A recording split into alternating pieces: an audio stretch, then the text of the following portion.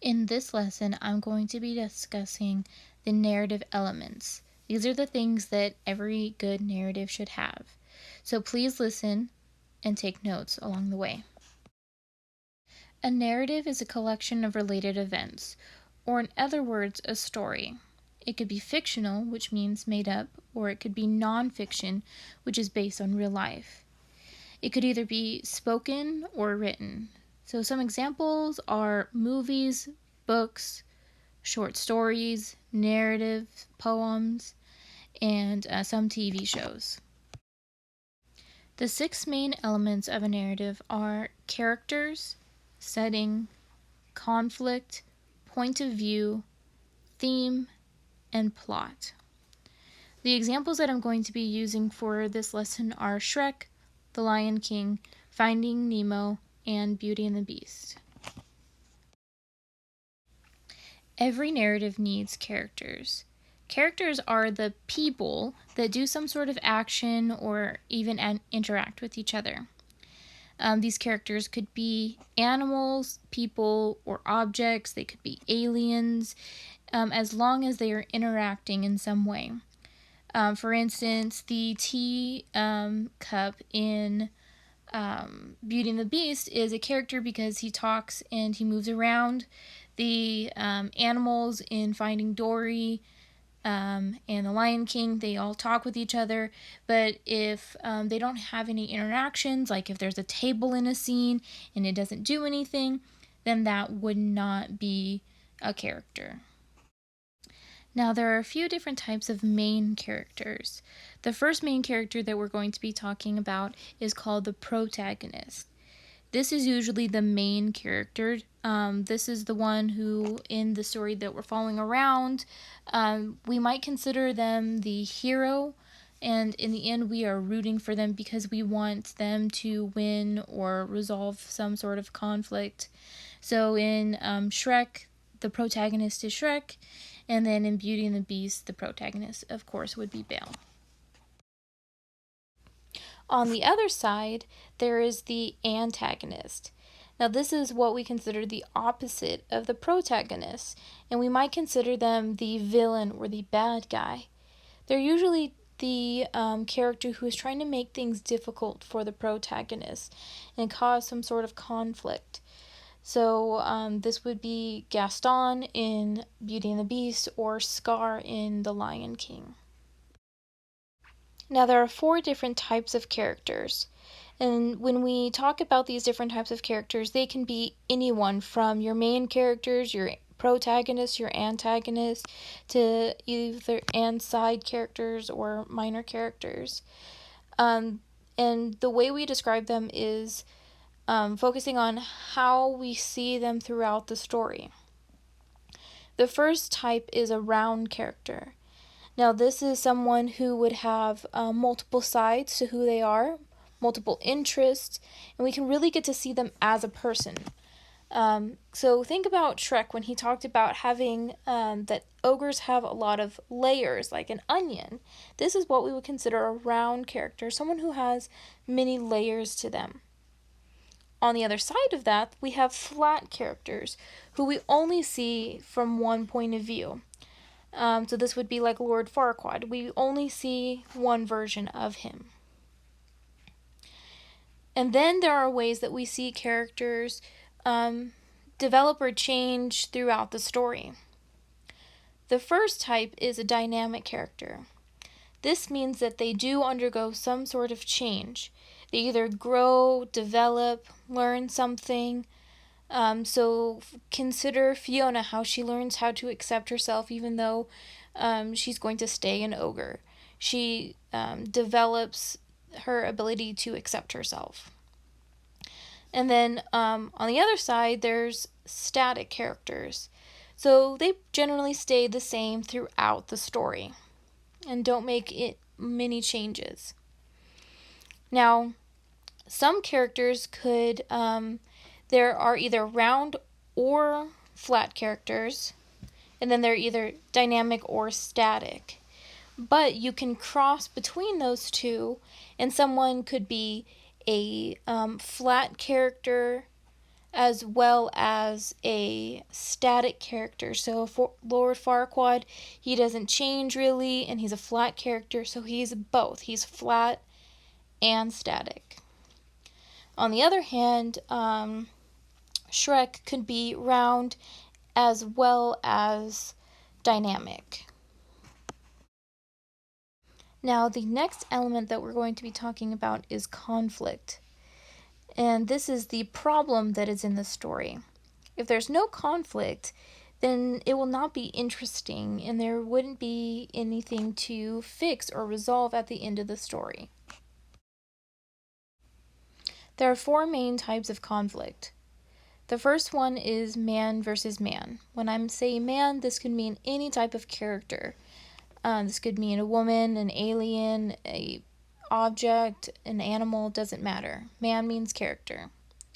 So man versus man is the main character, the protagonist, has a conflict with one other person, which would be the antagonist. Then we have man versus society, where it could be the main character has a conflict with a group of people.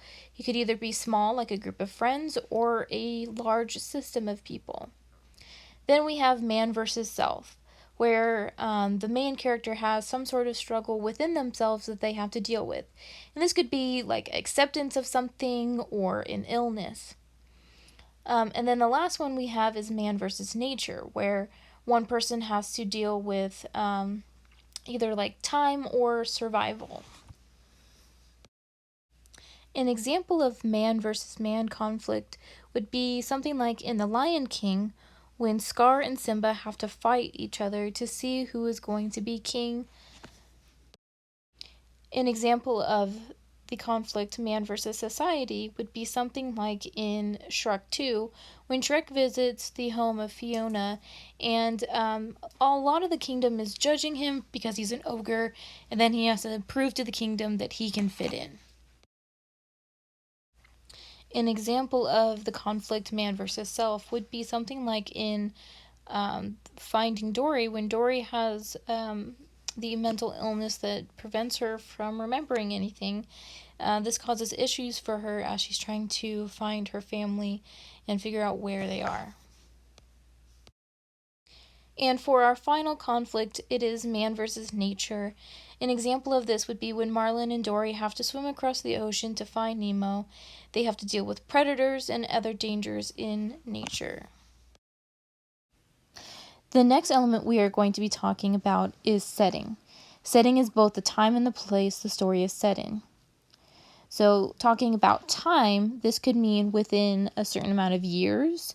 So this could be in the past, present, future, or we can get even more specific and tell me in a specific year that we're talking about, if that is important to your story.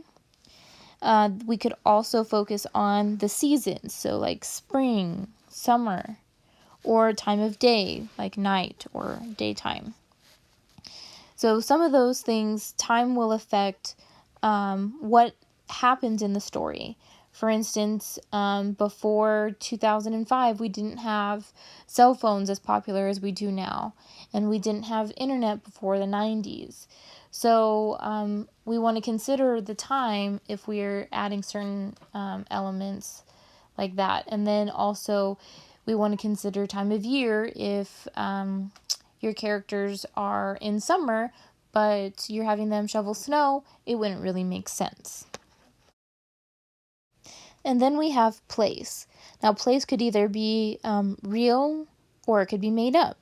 So it could be on a different planet, it could be a different dimension. So some of the things that you might consider the things that would be specific to that place. So like Boise is very different than Wilder, and that's even more different than China. But then also think about if there are things that would not happen naturally in this universe, it would probably either need to be on a different planet or even a different dimension. The next element we are going to be talking about is point of view. And this is who is narrating or telling the story. And then there are a couple different types of point of view. Each have their own perspectives with advantages and limitations. The first type of point of view is called first-person point of view. And this is one of the more common ones in narratives. This is when we have one character who is telling the story from their perspective. So this is usually the main character or the protagonist that we're looking through their viewpoints. They would use words like I walked through the hall. Me and my friends went to the mall. Those types of things. The advantages of a first person point of view is that we get to hear the main character's thoughts and really get to understand them. On the other side, the limits is that we only see their point of view and we don't hear from any of the other characters. The next type of point of view is called second person point of view. Now, this one is not very common in narratives, and we mostly see it in things like instructions. This is where the story tries to place the reader in the story and make them the main character. The only type of narrative that we see this in is called choose your own adventure type stories. An example of this would be like Minecraft Story Mode. Any of those interactive games that they have on Netflix would be the choose your own adventure. So they use the word you. So like you walk through the hall. You do this. Now, some of the advantages is that it really gets the reader invested in the story and makes them a part of what's happening. The downside to that, or the limitations, is that as a writer or a speaker, you kind of have to surrender control of your story and give that to the reader to handle. And then the final type of point of view that we're going to be talking about is third person point of view. And this is very common as well in narratives. So mainly what you're going to be seeing is first person and third person point of view in narratives. And this is where the speaker or the narrator is not viewing the story within a single character, but viewing things from the outside. So they'll usually say things like he walked down the hall or they went to the mall, something like that. And there's two different types. The first one is called omniscient third person point of view. And this is where the narrator can go in and out of multiple points of view. So you might see the perspective of the protagonist and the antagonist and some of the side characters. And then there's limited, which is more of like a fly on the wall or a camera's point of view. And whenever we watch a movie or a TV show, this is usually what we'll get, is just someone from the outside viewing everything, and we don't really get into anyone's minds or thoughts. The next element is theme. Theme is the main idea that the story is trying to convey. It usually is the lesson that the speaker is trying to teach the reader. Some common themes that we see in a lot of narratives could be about love or family or about power or acceptance. Some examples of themes could be in Shrek. One of the themes is to accept yourselves and others no matter how you may look. In The Lion King, this could be like the circle of life or following your destiny. In Beauty and the Beast, this would be don't judge people based off the way they look. And then in Finding Nemo, this could be considered just keep swimming even though things might get difficult, just keep pushing through and persevering. Or believe in yourself and others, like Marlin had to believe in Nemo and Dory. So sometimes themes can be based off of what the characters had to learn themselves. So if you're ever struggling on figuring out what themes are in a narrative, then consider what did the protagonist have to learn throughout the story. And now for the final element, we have plot.